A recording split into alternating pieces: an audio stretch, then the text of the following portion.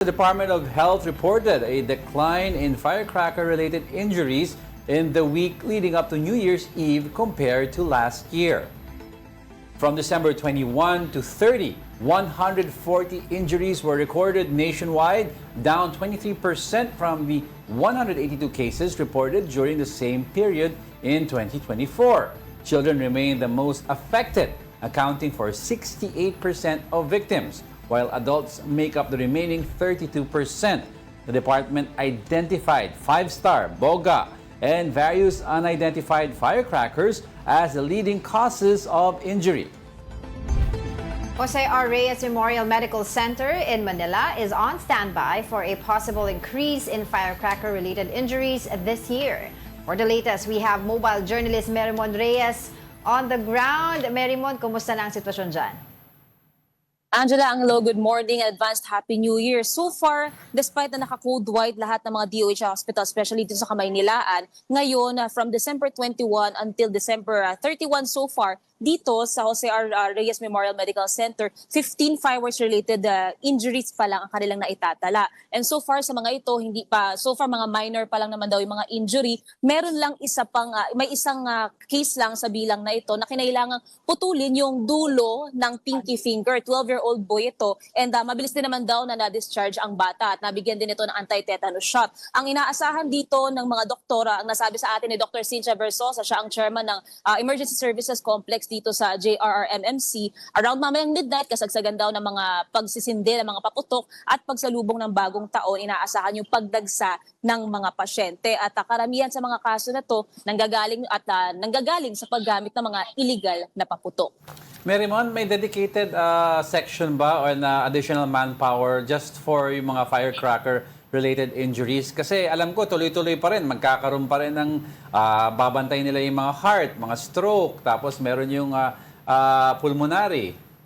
Oo, tama. Last year kasi around 118 yung naitala nila from December 21 to January 5. Ngayon, so far, sa same period, medyo mababa pa. 15 pa lang yung bilang nila. Pero dito sa likuran ko, ang naituro sa atin, meron sila dito mismong triage. And dito sa side na to, ang pinaka-i-handle nila dyan, mga minor to mild and moderate cases. Pero yung mga posibleng kakailanganin na daw ng emergency care, sa kung kailangan siyang ipasok sa surgery operation, dito naman ipapasok. So may triage dito, and mamaya yung ilang mga doktor na nasa loob nito, lalabas mag-i-extend sila dito, lalo't alam nga nila, within the night, posibleng hindi lang sa mga fireworks yung mga injury na pupunta dito, kasama na nga rin dyan yung posibleng mga atakin sa puso o yung iba naman kung sakali raw, nasabi ni sa ating mga hihikain dahil sa pulbura o sa usok na manggagaling naman sa mga paputok. So ngayon dito sa likuran natin, mapayapa pa, kalmado pa naman yung mga tao dito. Pero ang nasabi rin sa atin ni Doc Versosa, over 50 na mga doktor ang nakabantay ngayon. And since ang code white sila,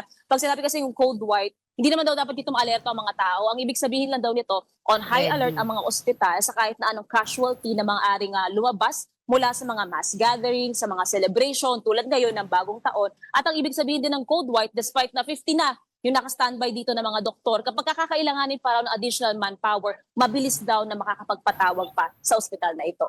Okay, so just to be clear, balikan ko lang yung sinabi mo kanina, meron na ba tayong mga naitala dyan na firecracker-related injuries dyan mismo sa ospital na yan? At ilang taon yung mag-range? Kasi nga, di ba, na-issue ngayon or kumbaga nire-report ni Secretary Ted Herbosa na medyo mga bata talaga ang natatamaan ngayon ng mga paputok.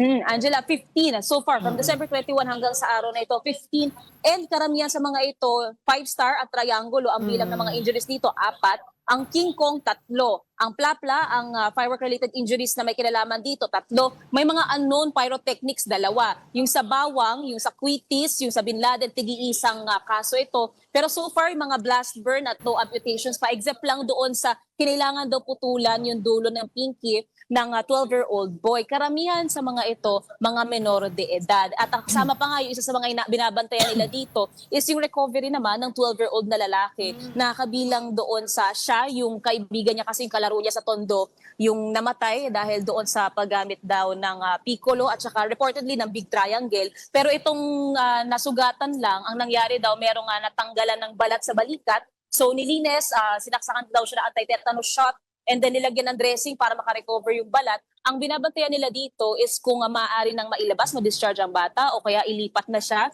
sa ibang unit. Pero so far ngayon kasi nasa ICU pa ang batang ito. So yun yung ilan sa mga binabantayan nila dito plus yung pagdagsa ng mga pasyente mamayang hating gabi. Oo. Mary Juan, alam ko yung Jose Reyes, aside from East Avenue and the other hospitals, are one of the Takbuhan yan. busiest every New Year, no? How many are expected? Well, sana naman wala, no? But realistically and based on history, how many patients due to firecracker-related injuries are expected?